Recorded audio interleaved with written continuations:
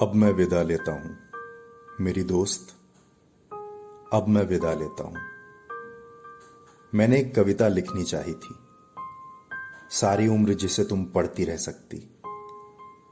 उस कविता में महकते हुए धनिये का जिक्र होना था, ईख की सरसराहट का जिक्र होना था। उस कविता में वृक्षों से टपकती ओस और बाल्टी में दुहे दूध पर गाती झाग का जिक्र होना था। और जो भी कुछ मैंने तुम्हारे जिस्म में देखा, उस सब का जिक्र होना था। उस कविता में मेरे हाथों की सख्ती को मुस्कुराना था, मेरी जांघों की मछलियों को तैरना था और मेरी छाती के बालों की नर्म शॉल में से स्निग्धता की लपटें उठनी थीं। उस कविता में तेरे लिए, मेरे लिए और जिंदगी के सभी रिश्तों के लिए बहुत कुछ होना था मेरी दोस्त। लेकिन बहुत ही बेस्वाद है दुनिया के इस उलझे हुए नक्शे से निपटना। और यदि मैं लिख भी लेता शगुनों से भरी वह कविता, तो वो वैसे ही दम तोड़ देती, तुम्हें और मुझे छाती पर बिलखते छोड़कर। मेरी दोस्त, कविता बहुत ही निस्सत्व हो गई है, जबकि हथियारों के नाखून बुरी तरह बढ़ाए हैं। और अब हर तरह की कविता से पहले हथियारों के खिलाफ युद्ध करना जरूरी हो गया है। युद्ध में हर चीज को बहुत आसानी से समझ लिया जाता है, अपना या दुश्मन का नाम लिखने की तरह। और इस स्थिति में मेरी तरफ चुंबन के लिए बड़े होठों की गोलाई को धरती के आकार की उपमा देना या तेरी कमर के लहरने की समुद्र के सांस लेने से तुलना करना बड़ा मजाक सा लगता था। सो मैंने ऐसा कुछ नहीं किया। तुम्हें मेरे आंगन में मेरा बच्चा खिला सकने की तुम्हारी ख्वाहिश को और युद्ध के समूचेपन को एक ही कतार में खड़ा करना मेरे लिए संभव न हुआ। और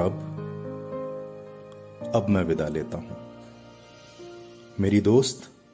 हम याद रखेंगे कि दिन में लोहार की भट्टी की तरह तपने वाले अपने गांव के टीले रात को फूलों की तरह महक उठते हैं और चांदनी में पगे हुए ईख के सूखे पत्तों के ढेर पर लेटकर स्वर्ग को गाली देना बहुत संगीतमय होता है।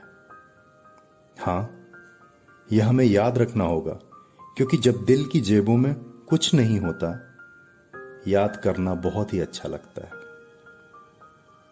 मैं इस विदाई के पल शुक्रिया करना चाहता हूं उन सभी हसीन चीजों का जो हमारे मिलने पर तंबू की तरह तनती रहीं,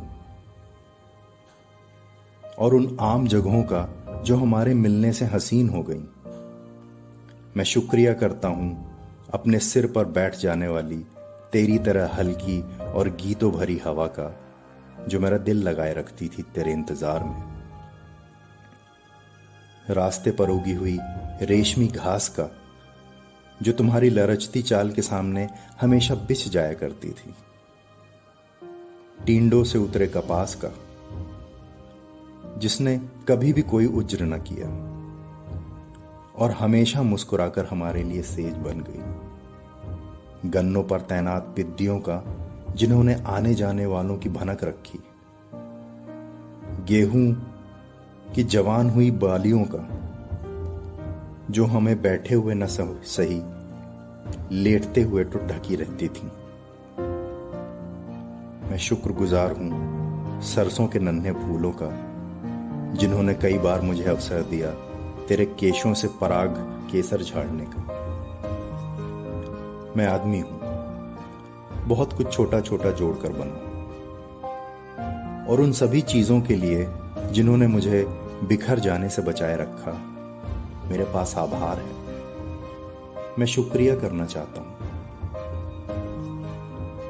प्यार करना बहुत ही सहज है, जैसे कि जुल्म को झेलते हुए खुद को लड़ाई के लिए तैयार करना, या जैसे गुप्तवास में लगी गोली से किसी गुफा में पड़े रहकर जख्म के भरने के दिन की कोई कल्पना करे।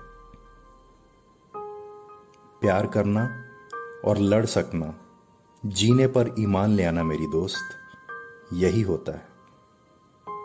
धूप की तरह धरती पर खिल जाना और फिर आलिंगन में सिमट जाना, बारूद की तरह भड़क उठना और चारों दिशाओं में गूंज जाना। जीने का यही सलीका होता है। प्यार करना और जीना उन्हें कभी ना आएगा जिन्हें जिंदगी ने बनिया बना दिया। जिस्म का रिश्ता समझ सकना, खुशी और नफरत में कभी भी लकीर न खींचना, जिंदगी के फैले हुए आकार पर फिदा होना, सहम को चीख चीर कर मिलना और विदा होना बड़ी शूरवीरता का काम होता है मेरी दोस्त। मैं अब विदा लेता हूं।